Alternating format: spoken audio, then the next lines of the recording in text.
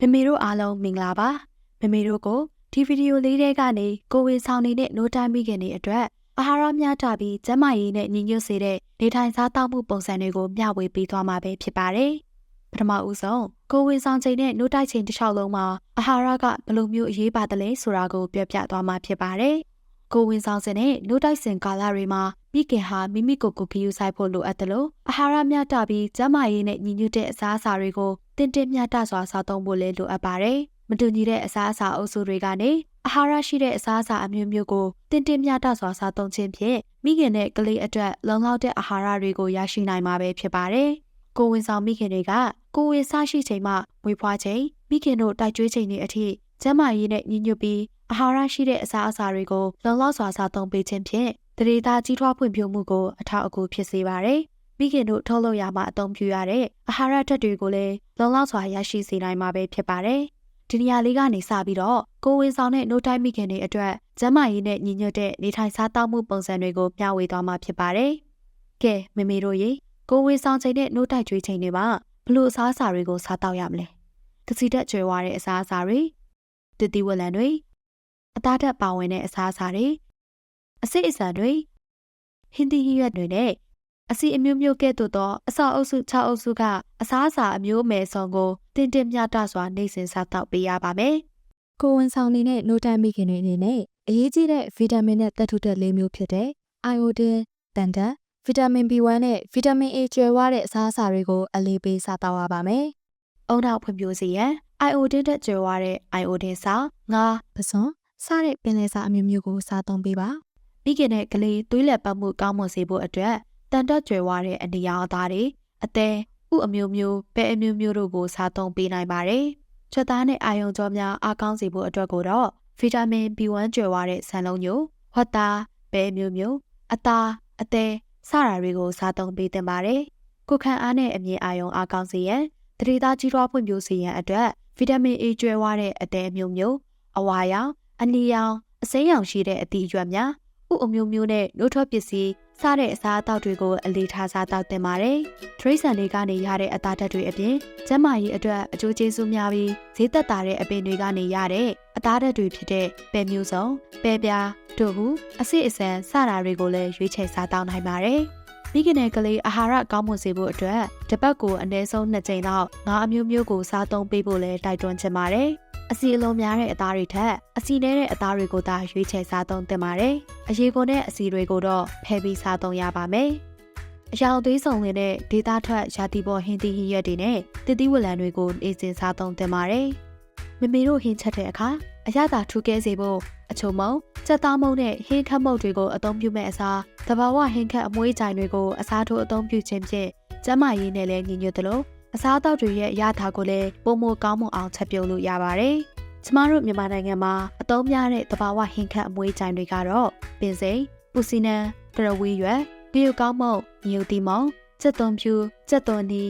ကြက်သွန်မိတ်၊တကြပိုးခါ၊ဟင်းညင်းပွဲ၊စပက်လင်၊နှနွင်း၊နနန်းစီတံပြာတီဂျင်းတို့ပဲဖြစ်ပါတယ်။မိမိတို့အတွက်နေ့စဉ်လိုအပ်တဲ့အိုင်အိုဒင်ဓာတ်ရရှိနိုင်မှုအတွက်အိုင်အိုဒင်စားကိုအသုံးပြုပေးရပါမယ်။ဒီနေ့တာသုံးစွဲတဲ့ပမာဏကတော့လက်ဖက်ရည်စွန်းတစ်စုံမျှတာဖြစ်ပါတယ်။မိမိတို့ရဲ့ခန္ဓာကိုယ်အတွက်လိုအပ်တဲ့အသားဓာတ်တွေကိုအစိအစံတွေကနေလည်းရရှိနိုင်ပါသေးတယ်။စားမပါတဲ့အခွန်မာသီးတွေနဲ့အစိအစံတွေကိုသာဦးစားပေးစားသုံးသင့်ပါတယ်။မိမိတို့အနေနဲ့ကိုဝင်ဆောင်ချိန်နဲ့နိုးတိုက်ကျွေးချိန်တွေမှာစင်ကျင်စားသုံးတဲ့အစားအစာတွေနဲ့ရှောင်ရှားရမယ့်အရာတွေရှိပါတယ်။အဲ့ဒါတွေကိုဒီအခန်းမှာပြောပြပေးမယ်နော်။ကိုဝင်ဆောင်ချိန်နဲ့နိုးတိုက်ချိန်တွေမှာစင်ကျင်စားသုံးတဲ့အစားအစာများအစီများတဲ့အစားအစာတွေဖြစ်တဲ့စီပြန်ဟင်း၊ထမင်း၊ပလာတာအကျော်ဆုံးထောပတ်ထမင်းတို့လိုစီနဲ့အစီတွေကိုလွန်ကဲစွာစားသုံးမိပါကမလူလားအပ်တဲ့အဝလုံမှုကိုဖြစ်စေနိုင်ပြီးကျန်းမာရေးကိုထိခိုက်စေနိုင်တဲ့အတွက်ရှော့စားသင့်ပါတယ်။တခြားပါဝင်မှုများသောအစားအစာများတခြားပါဝင်မှုများတဲ့အစားအစာတွေနဲ့တရေစားတွေဖြစ်တဲ့တခြားလုံးရေခဲမုံအာလူကျော်သားကျော်ရွှေရည်အေးနဲ့အချိုရည်စားတဲ့အစားအစာတွေကိုလွန်ကဲစွာစားသုံးခြင်းဖြင့်အဝလွန်ခြင်းစီးကျိုသွေးကျိုဖြစ်နိုင်ခြင်းများခြင်းကိုလက်စထရောမြင့်မားခြင်းနဲ့ရေရှည်မှာနှလုံးရောဂါဖြစ်နိုင်ခြင်းများခြင်းတို့ကြောင့်အဲ့ဒီအစားအစာတွေကိုတတ်နိုင်သမျှရှော့စားသင့်ပါတယ်။အသင်းတောက်သုံးနိုင်တဲ့အသီးဖြော်ရည်တွေနဲ့အချိုရည်ပလင်းတွေမှာတာရှည်ခံစေဖို့နဲ့အရသာရှိစေဖို့အတွက်တကြားတွေကိုအများအပြားအသုံးပြုထားတာကြောင့် သွားပိုးစားခြင်းနဲ့အဝလုံခြင်းတွေကိုဖြစ်စေနိုင်ပါတယ်။အသီးဖြော်ရည်တွေထက်စားရင်အသီးရဲ့အခွန်မှာအမြင့်တက်တဲ့အာဟာရဓာတ်တွေကျွဲဝစွာပါဝင်တာကြောင့်အသီးတွေကိုတဘာဝအတိုင်းရွေးချယ်စားသုံးသင့်ပါတယ်။သီးအသီးချောင်းပိန်းနဲ့သီးချောက်တို့လိုမျိုးအသီးချောက်တွေကို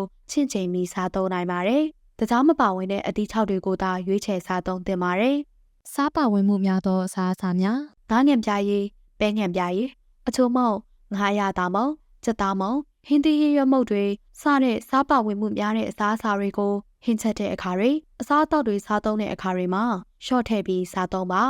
အမြန်လျှော့စားခြင်းအပြင်ကိုယ်ဝင်ဆောင်ခြင်းမှာဖြစ်တဲ့သွေးတိုးခြင်းသွေးအဆိပ်တက်ခြင်းလေဖြတ်ခြင်းစတဲ့ယောဂအမျိုးမျိုးကိုကာကွယ်နိုင်ပါတယ်ပြုပြင်ထားတဲ့အသားတွေဖြစ်တဲ့ဝက်ဥချောင်းကြက်ဥချောင်းတွေအသင့်စားစီတူပူတွေဝက်အစားနယ်ချောက်တွေအသားချောက်တွေနဲ့အသားကင်တွေဟာတရိတ်ဆန်စီဓာတ်တွေကိုလက်စထရောတွေနဲ့စားဓာတ်တွေများပြားလွန်းတာကြောင့်အဲ့ဒီအစားအစာတွေကိုဆင်ခြင်ပြီးစားသုံးသင့်ပါတယ်။မိမိတို့အနေနဲ့ကိုယ်ဝန်ဆောင်ချိန်နဲ့နိုးတိုက်ချိန်ကာလအတွင်းရှောင်ရှားရမယ့်အရာတွေကတော့အရက်၊ဆီလိတ်၊ကွန်ယာကြက်အောင်မချက်ထားတဲ့အသားငါးတွေဆေးမီတို့တွေဆရာဝန်ညွှန်ကြားချက်မရှိတဲ့ဆေးဝါးတွေပဲဖြစ်ပါတယ်။ဒါတွေဟာမိခင်ရောကလေးရဲ့ကျန်းမာရေးကိုပါထိခိုက်နိုင်ပါတယ်။ဒီအပိုင်းမှာတော့ကိုယ်ဝန်ဆောင်မိခင်တွေနဲ့နိုးတိုက်မိခင်တွေအတွက်ကျန်းမာတဲ့နေထိုင်မှုပုံစံတွေကိုအနည်းငယ်မျှဝေပေးသွားပါမယ်။မိမိတို့အနေနဲ့ကိုယ်လက်လှုပ်ရှားမှုနေတဲ့ရုပ်ရှင်ကြည့်ခြင်းအချိန်ကြာမြင့်စွာဂိမ်းကစားခြင်းဖုန်းနဲ့ဆိုရှယ်မီဒီယာတွေကိုအချိန်ကြာကြာအသုံးပြုခြင်းတွေကိုလျှော့ချသင့်ပါတယ်။ကျန်းမာပြီးကိုယ်လေးချိန်ကိုထိန်းသိမ်းနိုင်မှုအတွက်လက်လျှောက်ခြင်းအပင်ဆိုင်ခြင်းနဲ့အိမ်မှုကိစ္စများလှုပ်ဆောင်ခြင်းစတဲ့ပေါ်ပါတဲ့ကိုယ်လက်လှုပ်ရှားမှုတွေကိုနေ့စဉ်လှုပ်ဆောင်သင့်ပါတယ်။ခန္ဓာကိုယ်အတွက်လိုအပ်တဲ့ရည်ဓာတ်ဖြည့်တင်းပေးဖို့နဲ့ဇီဝကမ္မလှုပ်ဆောင်မှုတွေကောင်းမွန်စေဖို့အတွက်တစ်နေ့ကိုရေ2လီတာဒါမှမဟုတ်ရေ8ခွက်ခန့်တောက်သုံးပေးဖို့လည်းအရေးကြီးပါတယ်။တောက်သုံးရေဟာဘေးအန္တရာယ်ကင်းရှင်းပြီးတန့်ရှင်းဖို့ကိုလည်းဂရုစိုက်ရပါမယ်။ရေဓာတ်ပြေဝစေဖို့အတွက်အခြားသောအရေးများဖြစ်တဲ့ဆွပြုတ်တခြားမထည့်ထားသောနွားနို့ပဲနို့ဟင်းချိုစတာတွေကိုလည်းများများတောက်ပေးပါကိုယ်ဝန်ဆောင်တဲ့နိုးတိုက်မိခင်တွေအနေနဲ့တန်တက်နဲ့ folic acid ဆေးပြားတွေဗီတာမင်နဲ့သတ္တုဓာတ်တွေစုံလင်စွာပါဝင်တဲ့အားဆေးတွေကိုဆရာဝန်နဲ့ကျန်းမာရေးဝန်ထမ်းတွေညွှန်ကြားထားတဲ့အတိုင်းတန်ကန်စွာတောက်သုံးပေးသင့်ပါတယ်။ဒါအပြင်ကိုယ်ဝန်ဆောင်တဲ့နိုးတိုက်မိခင်တွေအနေနဲ့ဆိုရကပြုလုပ်ပေးတဲ့ကျန်းမာရေးအစီအစဉ်တွေကိုလည်းမပြတ်မကွက်သွားရောက်ခံယူသင့်ပါတယ်။ဆက်လက်ပြီးတော့မိမိတို့ကိုစားနပ်ရိက္ခာများဘေးကင်းလုံခြုံတန့်ရှင်းရေးနဲ့တကိုယ်ရည်တန့်ရှင်းစွာနေထိုင်ခြင်းအကြောင်းလေးတွေကိုမျှဝေပေးချင်ပါတယ်။ဈေးဝယ်ခြင်းကနေစလို့အစားအသောက်တွေပြင်ဆင်ချက်ပြုတ်ခြင်းဒီကင်းစားတောက်ခြင်းစားတဲ့အချိန်တွေမှာအစားအစာတန့်ရှင်းရေးနဲ့တကိုယ်ရည်တန့်ရှင်းရေးကိုဂရုပြုလှုပ်ဆောင်ရန်အတွက်လည်းတကယ်ကိုအရေးကြီးပါတယ်။အစားအသောက်တွေကိုမကင်တွယ်ခင်ပြင်ဆင်ချက်ပြုတ်မှုမလုပ်ဆောင်ခင်နဲ့မစားတောက်ခင်အချိန်တွေအိမ်သာအသုံးပြုပြီးချိန်အမိုက်ဖြစ်ပြီးချိန်နဲ့ကလေးအနီးလဲလှယ်ပြီးအချိန်လိုမျိုးတွေမှာလက်ကိုရေတန့်တန့်နဲ့ဆက်ပြားနဲ့စနစ်တကျဆေးကြောဖို့အတွက်အလွန်အရေးကြီးပါတယ်။မိဖို့ကြောင့်နဲ့အနီးတစ်ဝိုက်မှာအစ်ဆက်ပိုးမွားတွေကြွက်တွေနဲ့တခြားတိရစ္ဆာန်တွေမရှိသင့်ပါဘူး။အစားအစာတွေပေါ်မှာရှင်ကောင်နဲ့အခြားယောဂဖြစ်စေနိုင်တဲ့ပိုးမွားတွေမနာစေဖို့ဖုံဖုံနဲ့အညစ်အကြေးတွေမဝင်နိုင်စေဖို့အတွက်ဖုံးကာရီနဲ့ဖုံးအုပ်ထားသင့်ပါတယ်။အစားအစာတွေချက်ပြုတ်ပြီးတဲ့အခါမှာအထူးသဖြင့်အသားမျိုးမျိုးနဲ့ပင်လယ်စာတွေကိုချက်ပြုတ်တဲ့အခါမှာတီချာချက်အောင်ချက်ပြုတ်ပြီးမှစားသုံးသင့်ပါတယ်။သားစိမ်းငါးစိမ်းတွေကိုတော့ချက်ပြုတ်ထားတဲ့အစားအစာတွေအသင့်စားသုံးနိုင်တဲ့အစားအစာတွေနဲ့တီချာစီခွဲထားရပါမယ်။မိမိတို့ရေကိုယ်ဝန်ဆောင်တဲ့နိုးတိုက်မိခင်တွေအနေနဲ့မာယိုနဲ့ယုံကြည်မှုတွေကြောင့်အာဟာရချိုးတဲ့မှုကိုဖြစ်စေနိုင်တဲ့အစားအသောက်ရှောင်ကျဉ်ခြင်းတွေကိုမပြုလုပ်သင့်ပဲကျန်းမာရေးနဲ့ညီညွတ်တဲ့နေထိုင်စားသောက်မှုအလေးအကျင့်ကောင်းတွေကိုမိမိအတွက်သာမကမိမိရဲ့ရင်သွေးငယ်လေးတွေအတွက်ပါရည်မျှော်ပြီးတော့လိုက်နာကျင့်သုံးသင့်တယ်ဆိုတာကိုဒီဗီဒီယိုလေးကနေတိုက်တွန်းချင်ပါတယ်။